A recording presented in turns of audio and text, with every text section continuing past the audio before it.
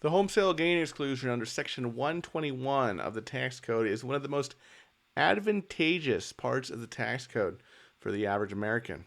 Under that tax code, you can exclude up to $250,000 of your gain on the sale of your home if you're single, or up to $500,000 of your gain on the sale of your home if you are married filing jointly.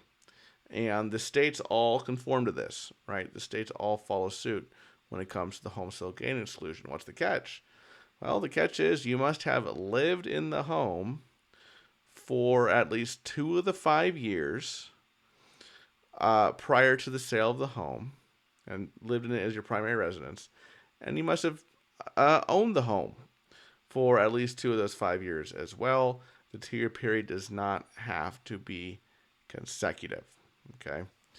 There are, nits and complications with that, and we'll get to one of those, in the course of answering this question, but that's at a very, 3,000 foot level, how the Section 121 exclusion, the capital gains exclusion on the sale of a primary residence works. So let's get into the question from Drummond Duchy. Does my home qualify for the capital gains exemption? Wife and I are looking at selling our house, and I want to make sure I'm understanding the capital gains exemption correctly. Here's our situation. We bought the house in 2019 for $250,000 and lived in it as our primary residence until June 2024. Okay. So, they lived in it for, let's say, 5 years, but then they moved out. Okay, so let's see the rest of the story. At that point, we moved into a rental in another state, and my family began renting the house from us, the house they bought in 2019.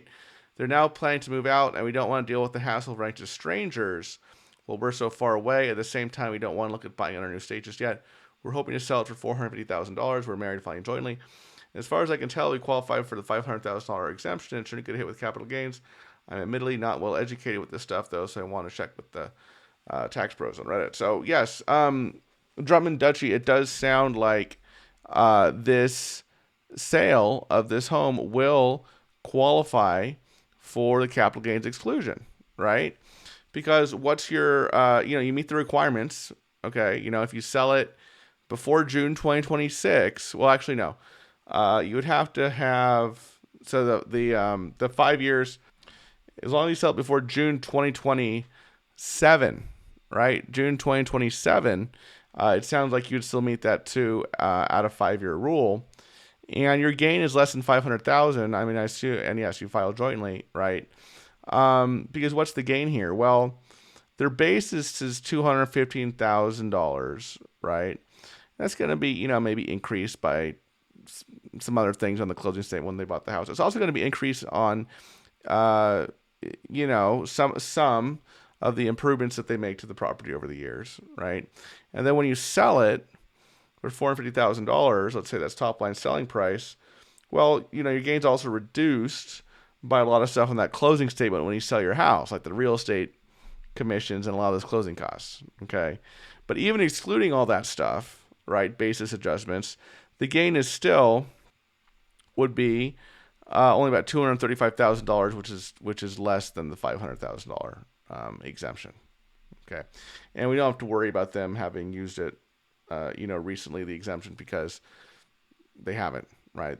The only house they were even eligible to use it on at this point in time would be this house, which they clearly haven't used it on yet because they haven't sold it yet.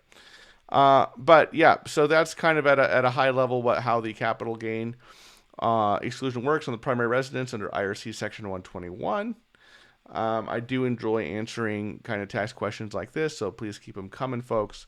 I have some other videos on the left-hand side of the screen about tax law and tax deductions and credits and things like that. Thanks so much for watching, everybody. I'll see you in the next video. Bye-bye.